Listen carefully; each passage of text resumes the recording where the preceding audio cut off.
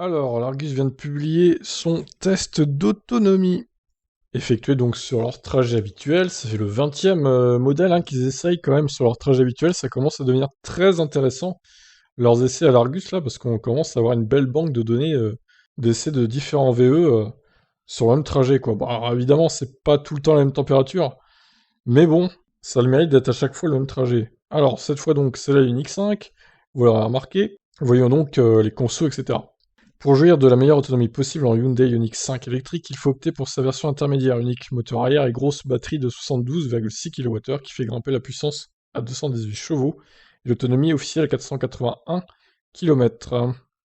Un mi-chemin entre berline et SUV et vaisseau spatial à tour futuriste, la Ioniq 5 tient une promesse rare sur la planète automobile, permettre au public d'immatriculer une quasi-étude de style. Comme tout objet clivant et attirant, se l'offrir impose hélas de casser sa tirelire. Bonus retranché 37 600 € en premier prix, avec 178 chevaux et batterie de 58 kWh, mais 57 900 € en version haute, avec second moteur avant, 4 roues motrices, 306 chevaux et batterie 72,6 kWh. Hyundai confirme ici sa montée en gamme avec cette nouvelle lignée, Ioniq 5 aujourd'hui, Ioniq 6 demain, basée sur une plateforme dédiée à l'électrique, servant aussi chez Kia, IV6 et IV7. Donc ils ont choisi la version 72,6 kWh avec unique moteur arrière, 218 chevaux donc, 481 km d'autonomie en cycle mixte, 21 de plus que la Unix 5 4 roues motrices, 97 de plus que le modèle à petite batterie. Le bonus chute de 6 000 à 2 000 € car les tarifs passent la barre des 45 000 €. 46 800 € en intuitive, 50 000 € en créative, 56 000 en exécutive. Voyons si le surcoût en vaut la chandelle en confrontant cette Unix 5 grande autonomie à leur parcours test donc de 249 km. Après un plein d'électricité interminable sur prise domestique, un mauvais réglage sera en cause. D'accord, on va voir ça tout à l'heure. Nous quittons notre point de départ avec une batterie chargée aux 2 tiers de ses capacités, suffisant pour assurer les 109 km d'autoroute. Les premiers kilomètres à 130 km/h sont avalés avec le sourire au volant de cette auto atypique jusqu'au bout des commodos. Position de conduite semi-haute par brise, descendant bas sur une planche de bord épurée, reposant afficheur blanc sur fond blanc. La Unix 5 demeure singulière, pas excentrique. Alors pour la température, il a fallu que j'aille sur les photos, que je regarde le tableau de bord et que je chope la température quoi. Quand même, ils n'ont pas encore dit la température dans l'article, ce qui est un peu dommage. Hein, c'est important hein, la température, l'Argus. N'oubliez pas de mettre ça à chaque fois dans vos articles. Donc c'est bien 20 degrés hein, la température. C'est à peu près pareil que leur dernier test, donc c'est plutôt bien. L'excellent confort des vastes fauteuils et le calfeutrage efficace des bruits d'air et de roulement sont une deuxième source de satisfaction. Toutefois, légèrement contrarié par les aides à la conduite, il y a d'abord cette aide active au maintien dans la voie, qui évite les oscillations de direction quand l'autoroute est droite, mais dont les réactions deviennent bien plus fantaisistes en courbe. Ah ouais, moi le Kona ça va, hein, franchement.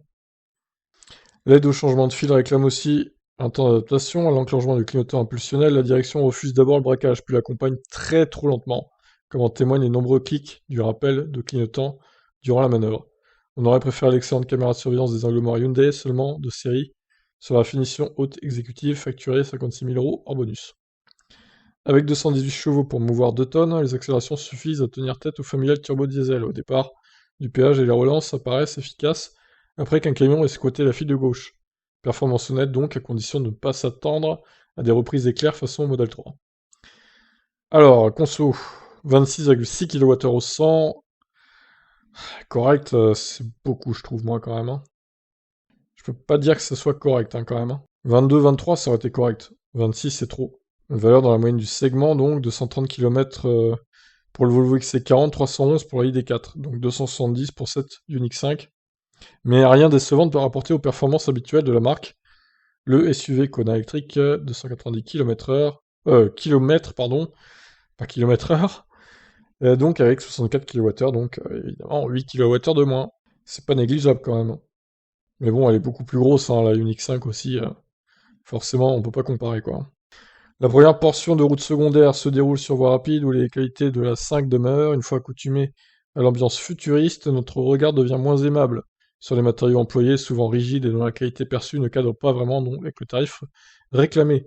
Une déception renforcée par les bruits de mobilier nombreux une fois que le bitume se dégrade.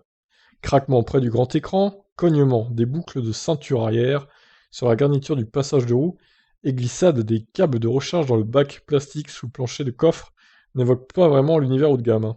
Souple et moelleuse sur le lisse ruban autoroutier, la suspension de la Unix 5 c'est du moins lors des traversées de village, où les dodanes saillants et profondes plaques d'égout génèrent tantôt des remontées sonores, tantôt des secousses auxquelles on ne s'attend guère dans un tel vaisseau.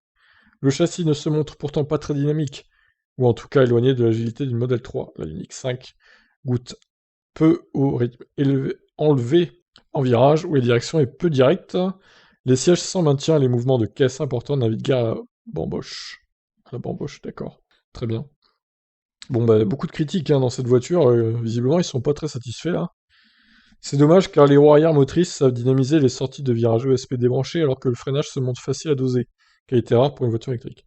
Sur ce point, la Unix 5 propose 4 niveaux de régénération et la décélération, de la simple roue libre pour conserver le maximum d'élan, jusqu'au mode high pedal, e-pedal donc, qui dispense d'utiliser la pédale de frein pour s'arrêter totalement. Le freinage dégressif avant l'arrêt est d'ailleurs parfaitement géré. Donc ils ont mis les palettes, hein, comme d'habitude, au volant. On pousse à gauche pour rater le frein moteur, à droite pour réduire. Le système est hélas aussi agréable à la décélération qu'agaçant à l'accélération, quand chaque changement de niveau modifie l'allure, malgré la charge constante du pied droit. Rythme paisible et exploitation minutieuse des modes de conduite ont ici permis de stabiliser la conso à 18,4 kWh au 100, ce qui permet d'atteindre 395 km à peu près. Oh, c'est beaucoup sur route, c'est énorme 18 quoi. La ID4, 13,8, eh oui, c'est beaucoup moins du coup. C'est fou quoi. Alors du coup, la recharge justement, jamais dans l'histoire de nos tests d'autonomie électrique, un modèle n'avait autant semblé souffler le chaud et le froid à l'heure du ravitaillement. En charge lente, les temps d'attente ont d'abord frôlé l'éternité. Ouais, alors ça c'est pas normal par contre. Suite à une remarque de l'une des France, notre câble de recharge était bridé par erreur à 6 ampères au lieu de 12. Il n'acceptait donc pas la puissance maximale du réseau. À vérifier donc. Bah oui, bien sûr, franchement, ça c'est des erreurs inacceptables hein, pour l'Argus. Ils devraient le savoir avec toutes les voitures électriques qu'ils ont testées. Oh, franchement, faut arrêter quoi. Le test sur borne publique 11 kW, c'est bien mieux déroulé, 6h30 d'attente de 10 à 100%. Avant la surprise sur borne Unity, mieux qu'une Porsche Taycan culminant à 270 kW de puissance de charge maxi tolérée, des Unix 5 et Kia EV6 détiennent le record avec 350 kW. À ce jour, aucune borne publique n'en délivre autant. Sur l'installation Unity de l'aire de Vrigny, Ioniq a donc facilement accepté le débit maxi de 120 kW ici, et n'a réclamé que 15 minutes pour faire grimper la jauge de 26 à 80%. Oui, la recharge, c'est le gros point fort hein, de la voiture, c'est clair. Après avoir chuté à 118 kW, quand un Audi Q4 e-tron s'est connecté simultanément, la puissance est remontée à 150 kW pour décliner progressivement au-delà de 80%, préservant ainsi la durée de vie des batteries. Alors précisément, 128 kW à 80%, 81 kW à 85%, 43 kW à 90%. Ouais, bon, ça va, il y a quand même une bonne courbe de charge, hein, clairement. La facture dépendant du temps passé à la borne et non de l'énergie délivrée, cette rapidité est aussi un avantage en termes de coût. 23 minutes et 18 € facturés pour récupérer 52 kWh, soit environ 280 km d'autonomie sur route et 195 km sur autoroute au prix fort de 79 centimes d'euros la minute, tarif du réseau Unity sans abonnement. Avec la carte de recharge Hyundai facturée 13 € par mois, offerte la première année, le prix de ce plan aurait toutefois chuté à 6,70 € grâce au tarif préférentiel de 29 centimes la minute sur ce réseau. Ouais, alors là, c'est juste pas cher du tout, hein. C'est vrai, 6,70 € pour récupérer 52 kWh, c'est très très bien, quoi.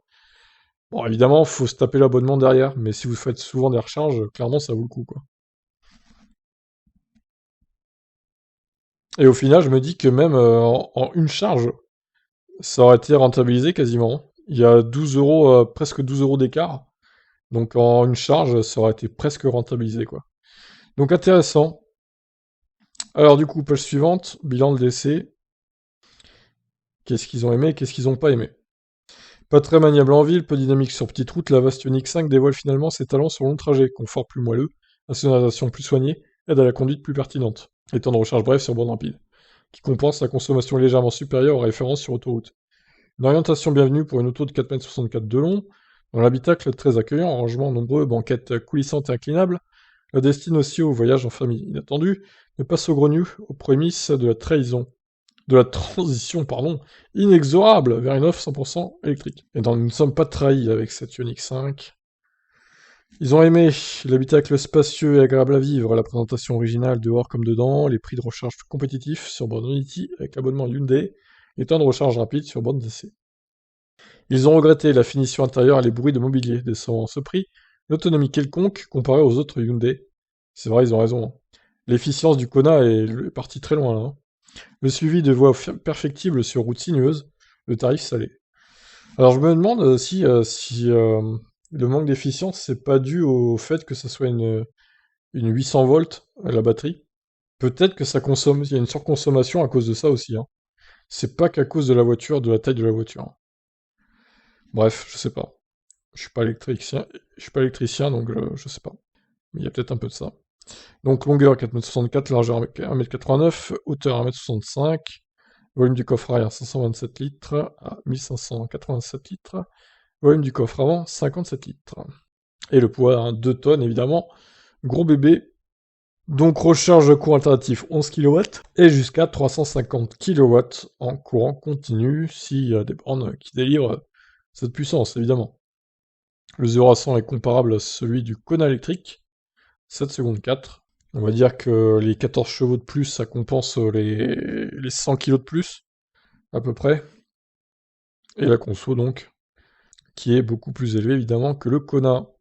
Et que l'autre Unique, la première Unique, qui était, elle, la référence, évidemment. Et ben, la conso de ces deux véhicules est bien loin avec cette Unique 5, mais encore une fois, bon, il y a plusieurs raisons à ça. Donc les prix, hein, juste hors de prix. Pour moi, c'est beaucoup trop cher. Même si par rapport au modèle Y qui est...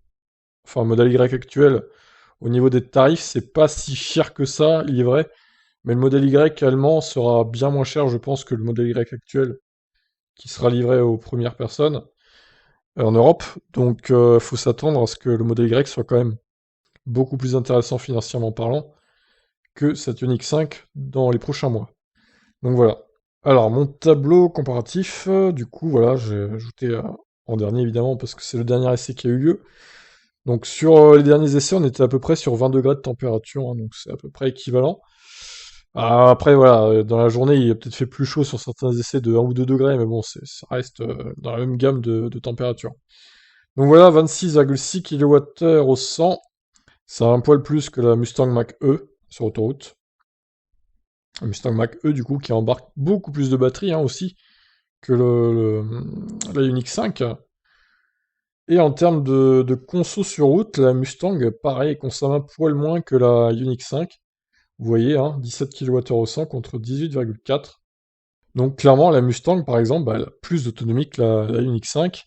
Et la ID4, hein, pareil, qui a plus d'autonomie, surtout sur route. Pour le coup, sur autoroute, bon, c'est pas hyper différent.